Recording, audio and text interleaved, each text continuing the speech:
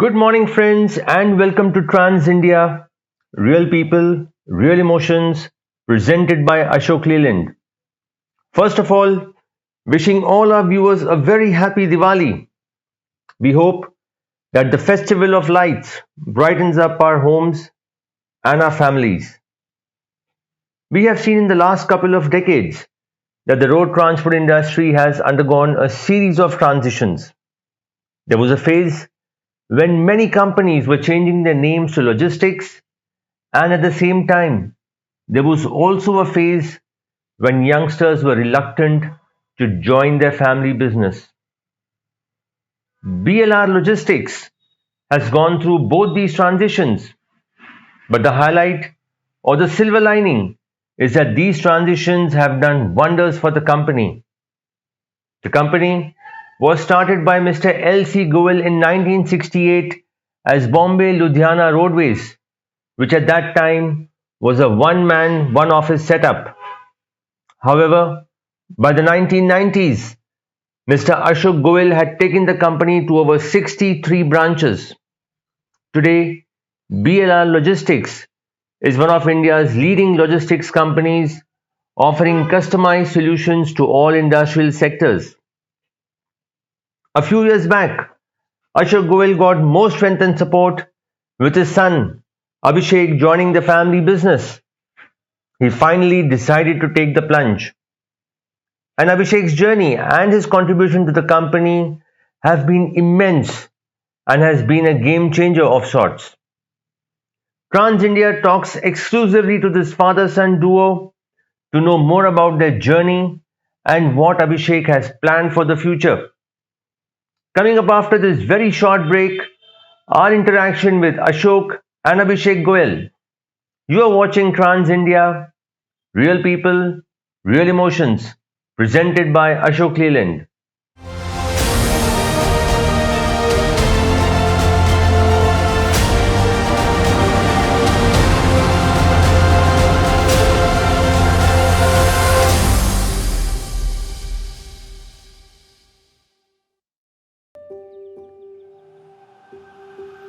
आज इस बस में एक एस्ट्रोनॉट जा रहा है। उनके पास एक रॉकस्टार भी बैठी है।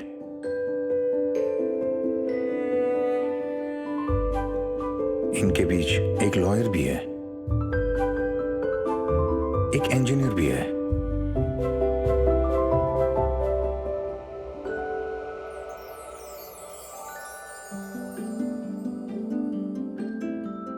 और एक डिजाइनर भी जा रही है, क्योंकि इस बस में सिर्फ बच्चे नहीं, इस देश का भविष्य जा रहा है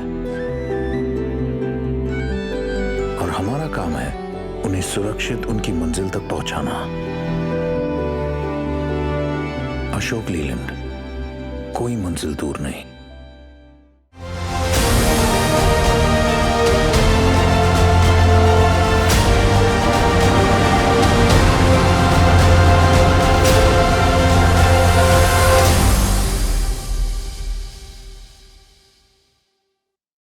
Welcome back to Trans India, Real People, Real Emotions, presented by Ashok Leyland.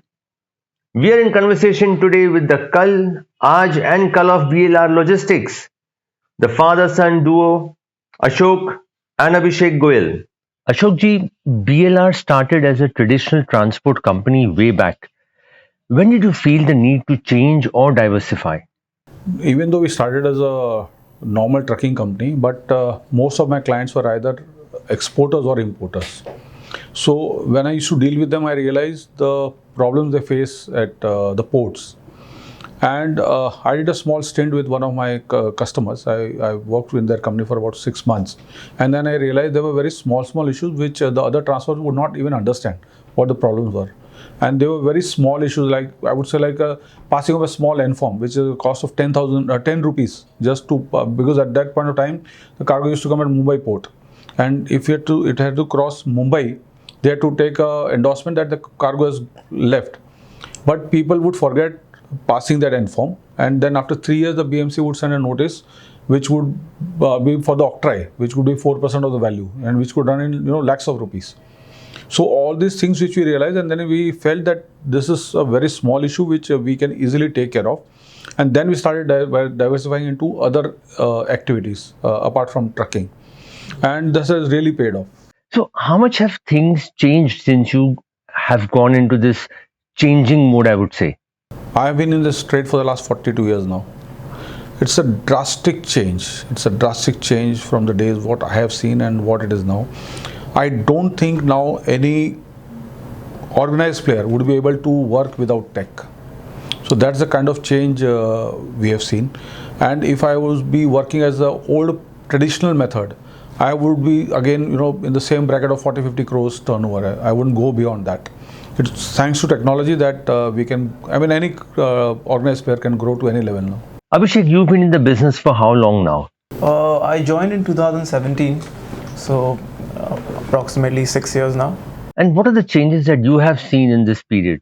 I'd say the startup environment and the rate at which technology has grown in the last 5 years. Because when I joined the business, one of my first projects was to figure out how do you track market vehicles.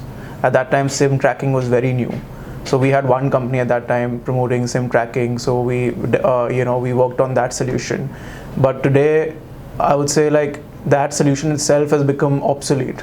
People want to move out of that. Every day I meet new startups with the same solutions, offering safety tech, offering TMS solutions. So what I feel is that the tech is growing at a rate at which it's hard for us to even implement, because I would sort of, by the time I sign up for a TMS platform and try to implement it, it's a large organization, so it might take you a year to get people trained, to get them used to the tech, etc. By the time you do that, you realize that there's somebody new in the market and your technology is already old. So for me, it's because I look at the tech side of the business, it's been like a constant struggle to just keep up. And what is happening is that customers are demanding a lot nowadays. So for them, they'll always, when you're on the table with them, they'll always be like, oh, this is something new in the market, why aren't you doing this? So they don't realize that, okay, I've already spent the last 1 year trying to implement something that at that time was new, and now a new startup has come and presented this to you, so you're demanding this from me. And the problem is that especially with a lot of companies, I see that they have these agendas where they want to promote safety, where they want to promote ESG, etc. But a lot of them, it's only on paper. They don't pay for it. And as you know, like the industry right now, it's really hard. Like the margins are thin. So for you to adopt this kind of technology while your customer is not ready to pay for it, even that's very difficult. So to find that balance has been very, very challenging. I think when I joined, it was a lot more stable in 2017. That I see the environment in the office, right? It was a lot more relaxed, a lot more chill. Business was gradually increasing. But now, like, I feel like we really, really have to be on our toes. But apart from just volumes going up, do you think the stress levels have also gone up, or the stress has eased out due to IT? I'd say the stress is eased out due to IT. A lot of your management is taken care of, but the other side of IT, the implementation side, is still stressful. It's because it's not that you do it and you forget it and for the next 5 years you'll be using that, right? For me right now, it's just that constant adoption, and because we also want to be known as players who adopt technology very quickly. For me, I've always been in that race where, okay, something new is in the market, BLR, I want to be the first one to go to my customer and be like, we are doing this. Let it be like safety tech, let it be like a new platform to track, etc. So that way I feel like it kind of becomes very hectic also. But of course, once it's implemented properly, another problem is that because the kind of people you're dealing with on ground level, they're not very, very educated or tech friendly, where a new update will come out and they'll be able to read and just go through with it. Like you can just download an app and go ahead with it. So the training itself, it's like the tech is easy, but implementing it on the ground level is difficult for us because of the kind of people that are working with us on the ground level. Well, Abhishek, this is a question I ask a lot of youngsters. Transport has never been the first choice of business for many of them, even though it's been a family business. It's a legacy of sorts. What about you? Was transport business your first choice? Not really, actually. I came back from Singapore in 2013, and then I started. I tried my luck in F&B industry. I opened a restaurant with my best friend. So I burned my fingers there. I realized how hard it is to do business, especially to be in an industry that you have no idea about. Because my education was in marketing and finance, right? So it was completely new to me. I burned my fingers there, and that's when I realized that I have this big company, this family company, and with a reputable brand image. So I'm like, why not, try this? And then once I got into the business, I realized how my education was really helping me add value without me putting a lot of effort. The kind of effort, the kind of value I wasn't being able to add in the F&B industry, because I had no knowledge, nor was I a creator. I wasn't cooking, I wasn't creating anything, right?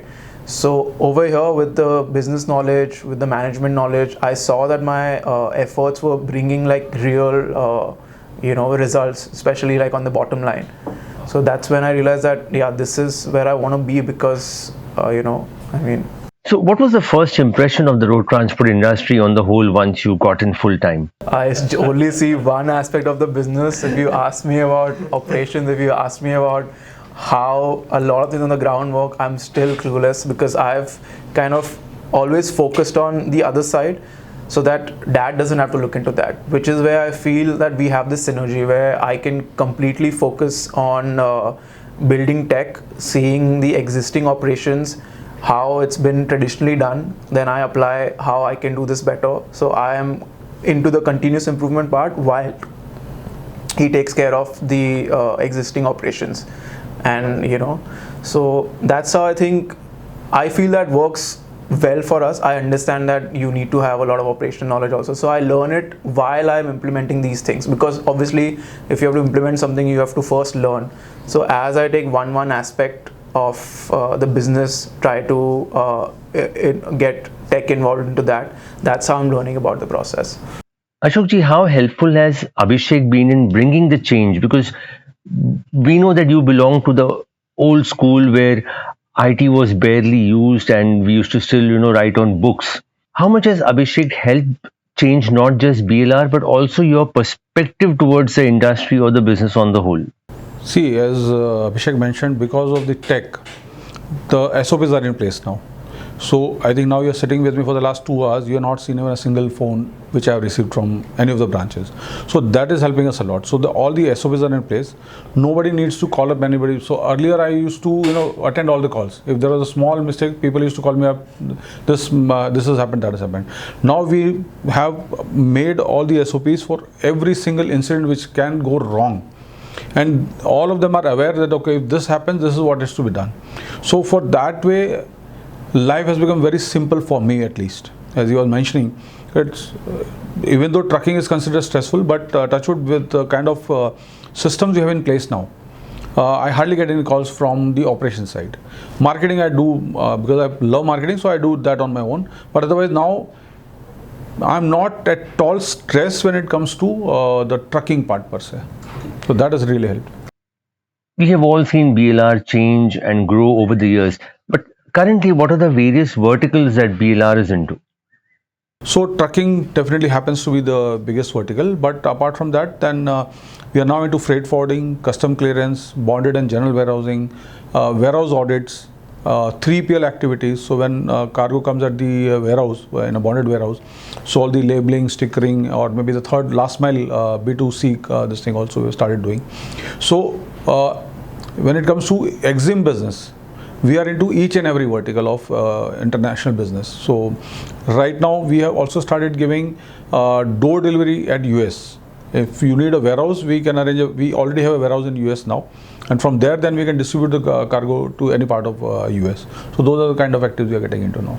Talking about these verticals, which is the most challenging one and which is the most profitable one? Also, which is the most comfortable to deal with? See, challenging, trucking will always remain challenging for that matter, because you are on the road. So the truck is on the road, so that definitely is challenging. But the sad part is, being challenging, the margins are not that high, which one should get. The most profitable right now we feel is warehousing. The 3PL activities is quite good. The third activity is CHA and freight forwarding. Unfortunately, this year the margins are wafer thin. Last 2 years we had a good run on the freight forwarding business, but this year the rates have crashed like anything. So the margins are very, very less. But yeah, I mean, the least stressful is freight forwarding business. What is your warehousing strength currently? So we have about 12 lakh square feet of warehousing space all across India now, and we are growing gradually. We are not.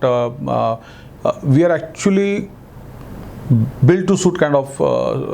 We make build to suit warehouses. So first we go to a customer and then check what is his requirement, and then we take a warehouse on lease. So we are going slow because we don't want to have empty warehouses. So that's the reason we are going steady, but yes, it is improving on a year-to-year basis. What would be your USP in warehousing which sets you apart from others, with so many other players in this space also now? Main USP, again, as I mentioned, EXIM. So at the ports, the warehouses which we have at the port or the bonded warehouses, there we have got a lot of solutions for the clients where they are able to save a lot of damage and detention of the shipping lines. You'll be surprised that for each day detention or for a 40-feet container, it amounts to about 18,000 rupees. So imagine if we are able to save at least for 1 day for a customer. So then that's the main USP what we offer to the customer, that if you deal with us, there would not be any chances of damage and detention at all from the shipping line. So that's the main USP we offer them. Abhishek, in terms of IT, which of these verticals requires the maximum amount of IT, and where have you invested the maximum amount?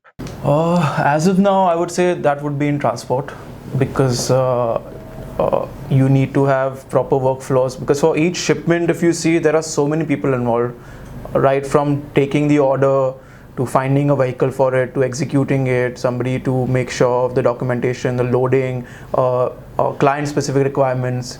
Every client has a different requirement for a vehicle. Some are very stringent, some are not so stringent. To make sure, some client would want a specific kind of first aid box in the vehicle.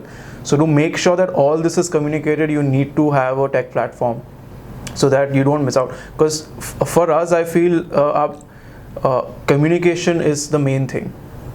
And when you have like 7 people involved to finish one delivery, then it could lead to Chinese whispers, right? Because the information is not passed down.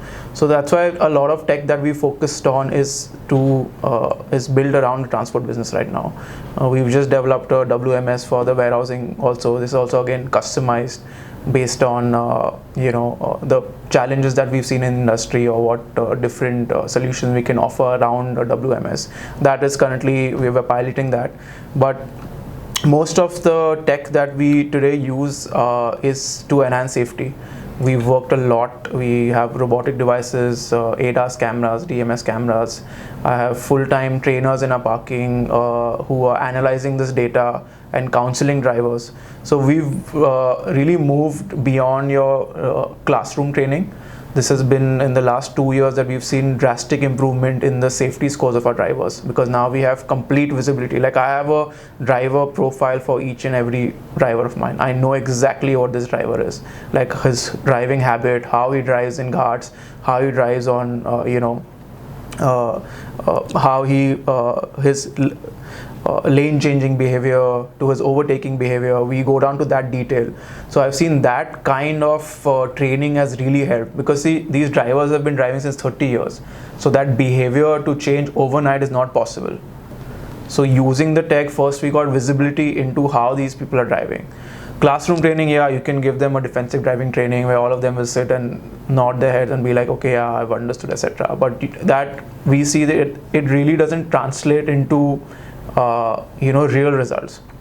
It's good to have the knowledge in theory, but after we started using tech, after we started using real-time video analysis, real-time data from these devices, like one of the devices that I have is a robotic device which has LiDAR sensors. So LiDAR is what you have in your iPhones. So even beyond cameras, because the other devices we have that run on cameras, A camera might not be able to work when it's foggy, when it's rainy, but LiDAR goes through that. LiDAR is sort of like it maps the environment using a different technology by bouncing light or something like that. So we've gone to that level to capture driving behavior. Abhishek, in terms of IT, which of these verticals requires the maximum amount of IT and where have you invested the maximum? I would say one is in terms of driver retention. Obviously, your drivers feel valued, that you're working towards their safety. There has been a lot of counseling to get drivers friendly with the tech. We have to really tell them that how this is saving their life by showing them videos from other fleets, that how this one device, although it might irritate you when you're not looking on the road, but that one split second, how it saves somebody else's life. Driver retention, obviously they feel valued. They want to be with a company who thinks about them. Since we work with a lot of chemical customers, obviously safety is paramount for them. So there it really helps me to show them that I have a fleet and I have a safety profile of drivers. I'm giving you the best drivers in my. So we use this profile. Obviously, we only use the best A-grade drivers to carry has cargo. So I publish this report to my client every month. So let's say they had 100 trips. So I have a profile of those 100 trips where, okay, this, like Girish had driven, that this was a safety profile for that particular trip. So to that extent, I'm giving them reports. So some customers even pay a premium. Some definitely value it. They really want to be associated with this tech. I feel like since we work with a lot of MNCs, for them, they also have to present to their global counterparts that their logistics team is also working on some kind of tech. So that's where they always put BLR in the front as a carrier where, okay, we are doing this. Abhishek, having invested so much, I think this is beyond the industry norms. Where do you see the returns of all this? Yeah, so we follow a 8-hour rule. Our drivers are instructed not to drive more than 8 hours, maximum 10 hours. And after every 4 hours, they have to take a break for half an hour. Similarly, all our devices have these alerts. We have a fatigue driving alert at 3.5 hours. So my control tower actually calls them and tells them that, okay, you have a break coming up, because you have to take a break in 4.5 hours. You can't drive more than that at a constant stretch. That's fatigue driving. So they have a hours window to find a decent spot to park the vehicle. So they are following that. They take 1 day off in 7. That's compulsory. So after every 6 days, they need to take a break for 24 hours. So that again, we have an alert at every 5 days that goes to a control tower that these are the vehicles that have been moving for 5 days. Then they get a call that in the next 2 days, you have to take a holiday. So then we plan, okay, whether they can find a good spot en route, a secure spot where they can park the vehicle for 24 hours, or we try to see whether it can be coordinated with an unloading slot, etc., where the vehicle anyways had to stand for 24 hours. So he can park the vehicle there and take his break. So for us, because we are focused on building our name as a fleet that is really safe, having the safest drivers, for us the driving hours really matter, because through all this data we've realized how fatigue driving is causing accidents. I have like actual footage of drivers falling asleep, from other fleets, like on the wheel. So it really, like, now I'm really scared on highways when I go, because you never know that the truck that you're driving next to or a bus that you're driving next to, this driver might not have slept. We don't work with companies who have very, very hectic driving requirements. I mean, I've heard that drivers are now driving 16,000 kilometers in a month, while ours are still at 6,000, because you can't, if you're driving only 8 hours a day, there's only a certain limit that you can cross. So that way I feel, but that has really helped us. Obviously, if your accident rate is low, it helps you with insurances. Then that has really helped us. We've not had any fatal accidents in the last, I would say, 2 years. We will continue our interaction with Ashok and Abhishek after this very short break. You are watching Trans India, Real People, Real Emotions, presented by Ashok Leyland.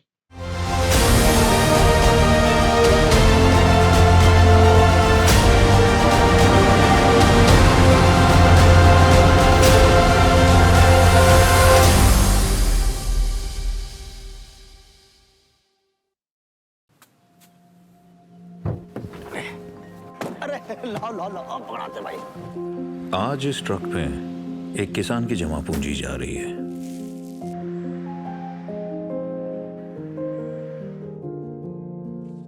एक दुकानदार की तरक्की भी है, एक मां की ममता भी है। आज इस ट्रक में सिर्फ गेहूं चावल नहीं, एक बेटी की ताकत भी सफर कर रही है और उनके संग एक ड्राइवर की मेहनत भी है।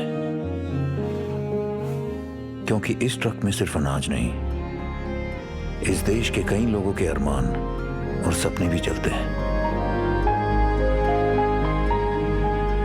और हमारा काम है उन्हें सुरक्षित उनकी मंजिल तक पहुंचाना। अशोक लीलैंड, कोई मंजिल दूर नहीं।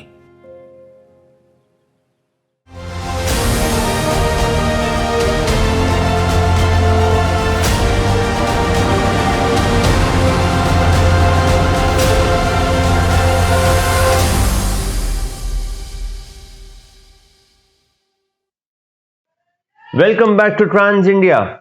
Real people, real emotions, presented by Ashok Leyland.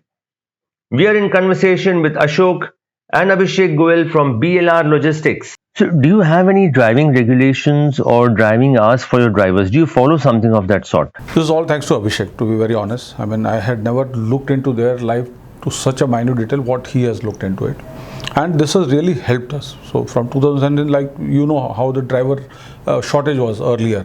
Even now things have moved, but with the kind of initiatives which Abhishek started in terms of the driver behavior, driver working conditions, like taking the drivers on payroll, so the provident fund, gratuity, leave, salary, bonus, everything is paying back. So the retention has become very high now, and we have the driver and his son has also joined. So there are now two generations or two this thing working for us.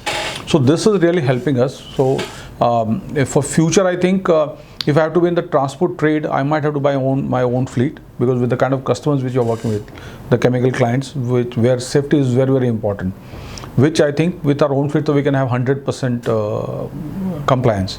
So that's the reason I feel that what he started in 2017 is really reaping fruits now. There are many traditional companies who have been stuck to transportation only, whereas you have diversified into every possible aspect of the logistics industry.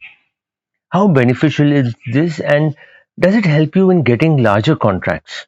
Girish, this is going to be the need of the hour in the future.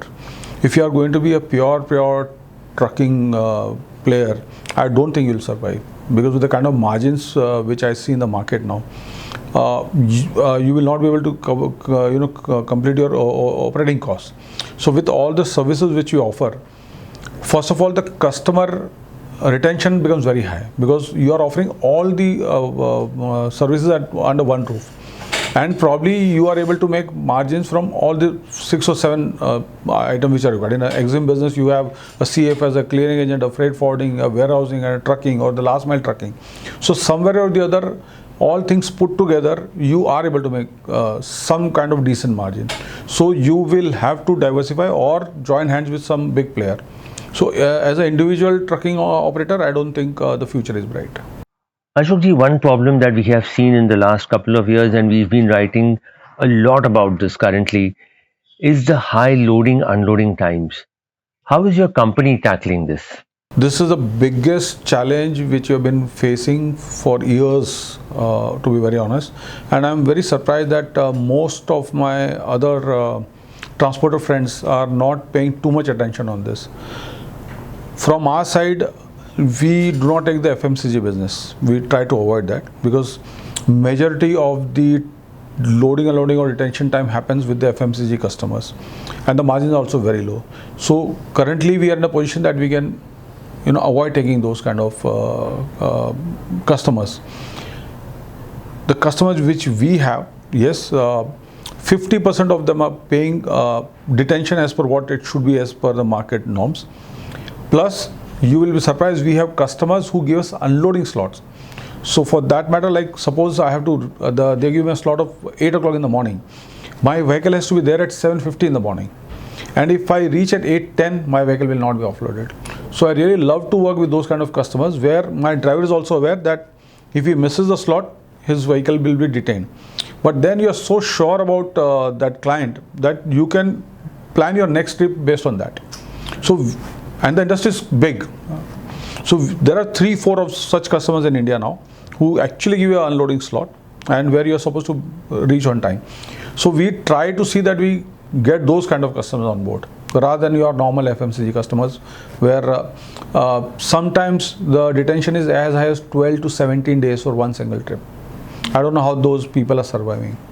Abhishek, getting the trucks into the given time slots is always a challenge, with so many hurdles on the road, expected and unexpected as well. How much back end effort goes into this? Definitely, this is where your tracking tech comes into place. Like we have not even one, we have 2 levels of GPSs installed, so that if there's a problem with one, you always have a backup, and these you have to make these trips beforehand. The schedule times are the departure times are fed into the system, so my control tower knows, okay, this vehicle was scheduled to depart for this particular loading point at this time and it's not departed. So traditionally what used to happen is that you would not be aware that this vehicle is not moved until like 6-7 hours, where you're like, "Arey, ye gaadi pahunchi nahi hai." But now that my control tower has that intimation, he was supposed to depart at 1 only, then he can make the loading stop, but he's not departed till 1:10. So he can call and then talk to the driver and we can take immediate action. So that way it really helps. Without the tech, it's not possible, because without the tech, then you'll be constantly calling drivers and be making sure that you know where they are. With the tech, you can follow them. Okay, he's made his checkpoint. I know that he's going to reach on time, make the loading slot on time. So I think the tracking tech, that's why, is very, very important. Ashokji, you've been involved in transport associations for a while now. You've represented ITWA, you've been the president of BGTA. Do you think the associations have failed to form a uniform policy that governs the industry as a whole, especially on matters like, detention, loading, unloading, that requires an intervention basically? Problem with our association, there are too many associations for the same subject. So I think even there a consolidation is required. So you have like 4 associations and all of them working on a different level. Some at the state level, some at the the district level, and all have different ideologies. So that is all of them must come together. Only then something to work out. Happy to say that some of us, especially in Mumbai, there are various factors: Gujaratis, Marathis, Punjabis. I'm happy to say that the youngsters, the young people in Mumbai, they have all joined hands and they're all working together for the betterment of the trade. So in terms of like systemizing the loading unloading time or something, so some of us are working together and trying to influence our customers. And yes, I wouldn't say that we have succeeded 100%, but yes, 30% results are there. But this change is required, immediate change is required, which is taking a lot of time. So all the associations have to come together for one single point agenda, which is not happening. The government has been talking about bringing down the logistics cost, and for that, the thing is your truck has to do more number of kilometers in a day. However, you have restricted your trucks to probably 8 to 10 hours. Do you plan to work on this somehow so you get more number of kilometers in a month, plus have the safety aspects in place also? We already have a pilot project running on that. So we are giving a relay driver. What happens is the principal driver, the main driver, would not like to share the profits of the truck. They make money from the diesel saving which they get. So what we are doing is, for a distance of 400 to 600 kilometers, we are giving a relay driver. His job is only to drive for that 600 kilometers, and we pay him on a per kilometer basis, the other driver. Whereas the main control will remain with the driver who starts the journey. So this pilot is going on so that we can increase from 600 to say 10,000 kilometers, 6,000 kilometers to 10,000 kilometers. So the pilot is already on. So yes, we plan to run the vehicle for more than 8 or 16 hours rather. That's what we're doing. Talking about drivers, interestingly, you recently introduced women drivers in your fleet. Tell us a little more about this. First of all, how did this thought occur to you? Abroad, when we go, we see husband and wife driving trucks. So Abhishek had this idea: you have a problem with the truck drivers, male drivers, they don't listen to you and something of that sort. It was just a thought, why not try hiring women drivers? So we advertised in newspapers also, put it on Instagram and something, and then ultimately we got hold of, thanks to one of the manufacturers, we got hold of 5 lady drivers. We gave them training, and I'm happy to state that now they're working for the last 5 months, and that too on your 40-feet trailers. They're not working on those small vehicles. And they're doing a fantastic job. So they already had a heavy license, and then we sent them to a training center to work on the 40-feet trailers. And then they had on-the-job training with existing drivers for around 2 months, and now they're independently taking those vehicles.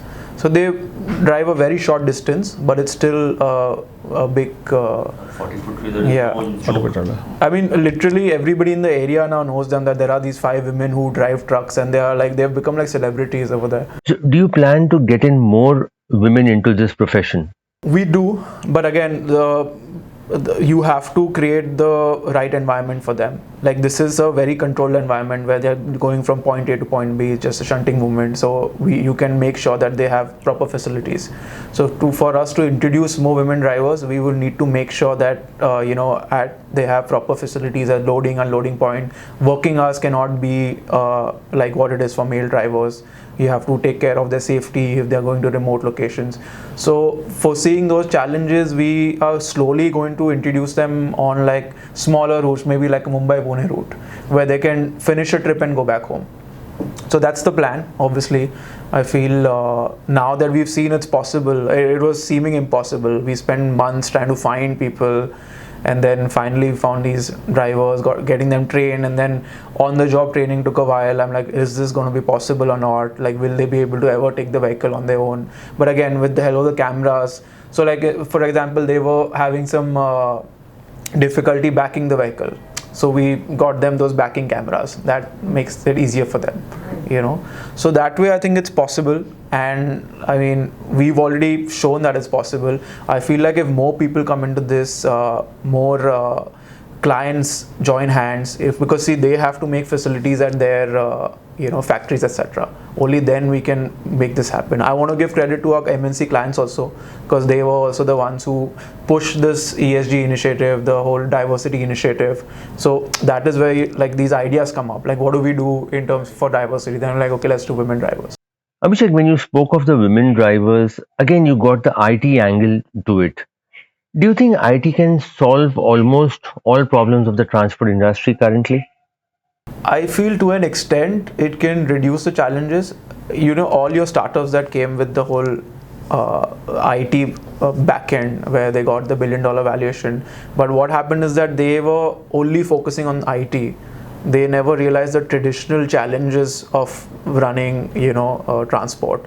What I'm trying to do is be in that sweet spot where, I have the traditional 40 years of experience, plus you get that IT and make that very, very efficient.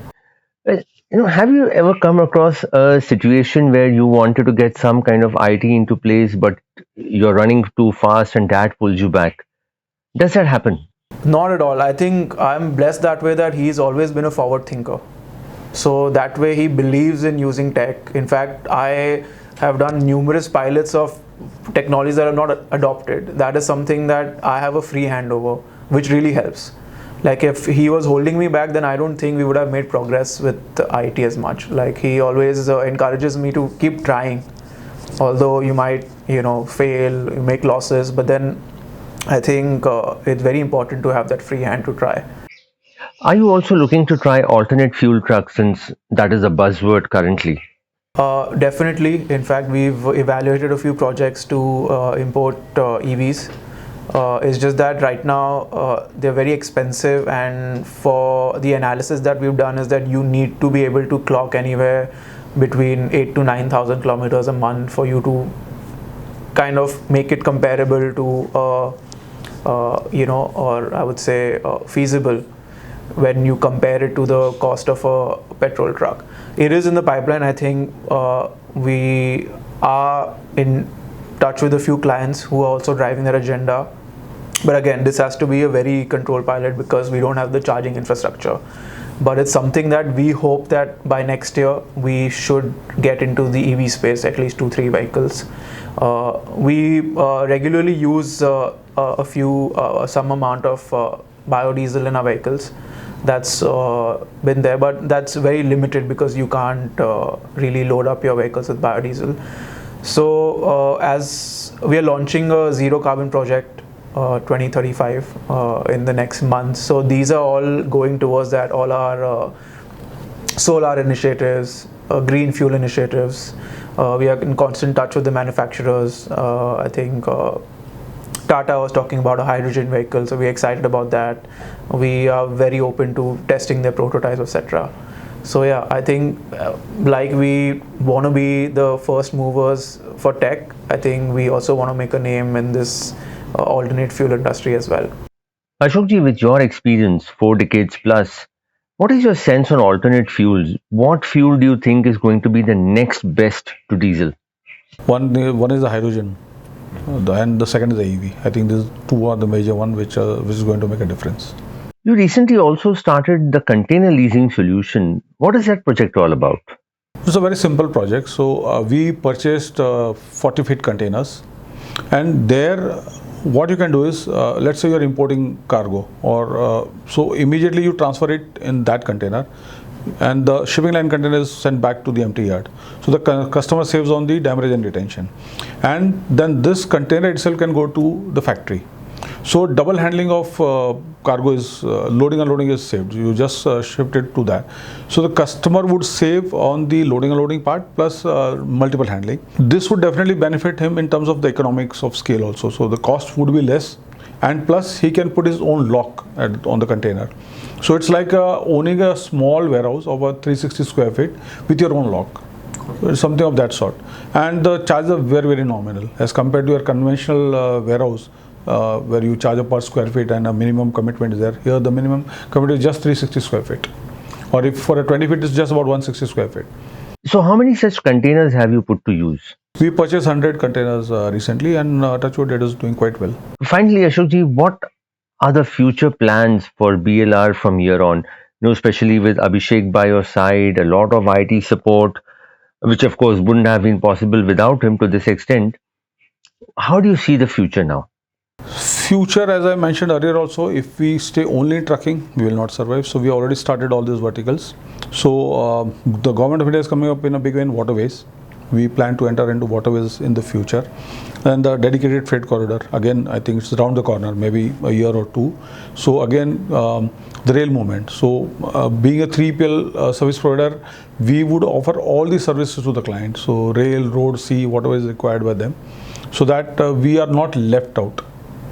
And the industry, yes, stressful, but I feel that this is the industry which will last lifetime. So yeah, so that's what I felt that.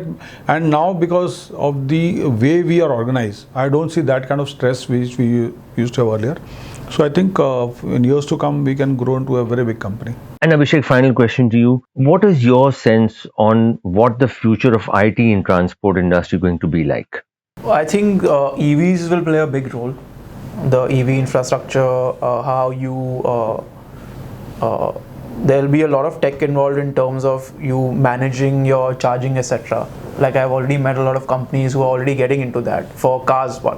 So that will be a big thing. Obviously, your tracking today I don't count as a big tech innovation because it's become very common. It's something that every truck needs to have.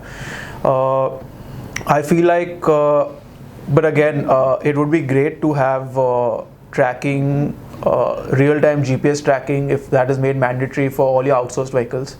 Right now we are still using portable devices, SIM tracking. I think one thing the government can take up is where if you've booked a vehicle, you can get consent to get the GPS location for that particular trip. That will really, really help us, because a lot of our business is outsourced also, right? In terms of IT tracking, that would be, I think, where I would see some change. More than that, like you said, if you want to work with a lot of compliance, you need to have your own fleet. And if you are expanding on your fleet, then it becomes very critical for you to have the right TMS, so that you make sure that your fleet is running efficiently. Because if that doesn't happen, then obviously it's going to start bleeding into your profits. And that's where, from the stories that I've heard, a lot of companies have failed with massive fleets because after a point they couldn't manage that fleet. So that is something that I'm constantly working on, how to make sure that my fleet is so optimized that, you know, I can do more business with less fleet, so that buying more fleet is justified. It's not just a decision where we take like, okay, if you're making profits, let's just buy more fleet. That was our conversation with Ashok Goyal and Abhishek Goyal. It is really heartening and encouraging to see the kind of advancements that the company is taking in IT, which is having an impact on driving conditions as well as accidents. We will be back again next week with another interesting journey. You have been watching Trans India, Real People, Real Emotions, presented by Ashok Leyland. Until next week, stay safe, drive safe. Jai Hind.